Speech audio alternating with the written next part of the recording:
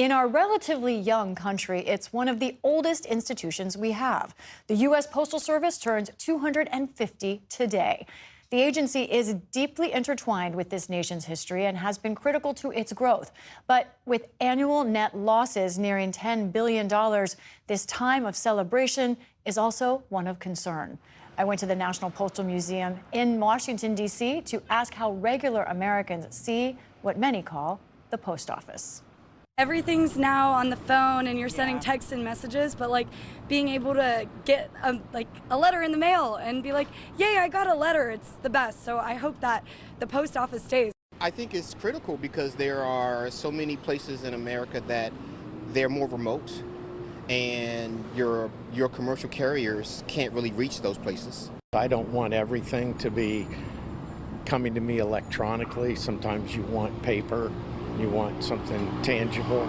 I guess it's losing money, but I would say it's still worth it because it's always there for you. Hansi-Lo Wang is a correspondent for NPR and covers the U.S. Postal Service.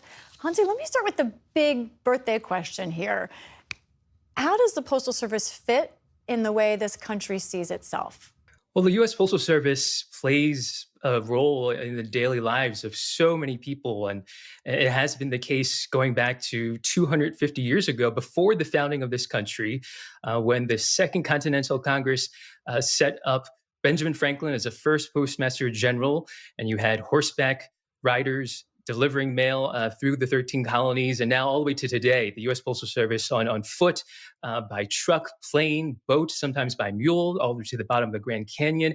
And it's 6 days a week of service of letters, mails, bills, medication, packages that so many folks rely on through deliveries from a letter carrier or their mail carrier. Now, the Postal Service is not going away. As you're saying, by law, it must deliver mail 6 days a week under current law, but the future's not clear. They operate almost entirely off of their own revenue, not taxpayer dollars. But can you help us understand the fiscal challenge here? Two main things to keep in mind is that first, the mail volume, the amount of mail in the system has been on the decline for about 2 decades, since 2006.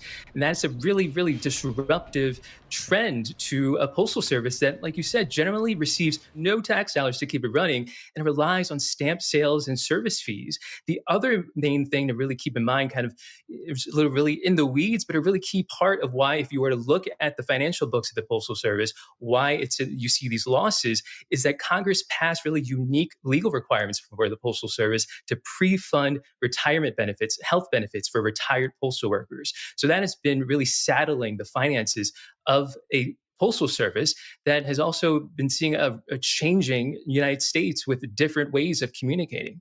Now, the current Postmaster General has said just in the last week, he does not want to privatize. He wants to keep this as an independent agency.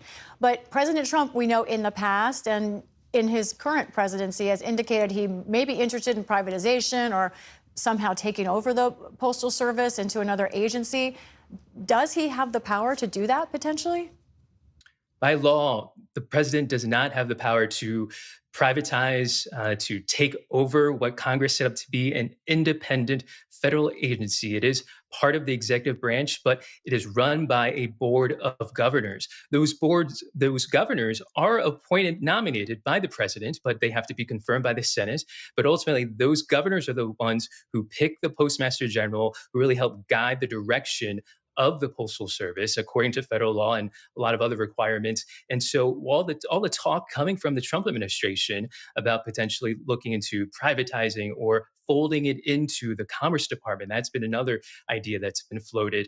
Those would run into legal challenges. Can you help us understand the stakes then for this debate over the future of the Postal Service, if it's able to stay as it is, or if it does need significant change?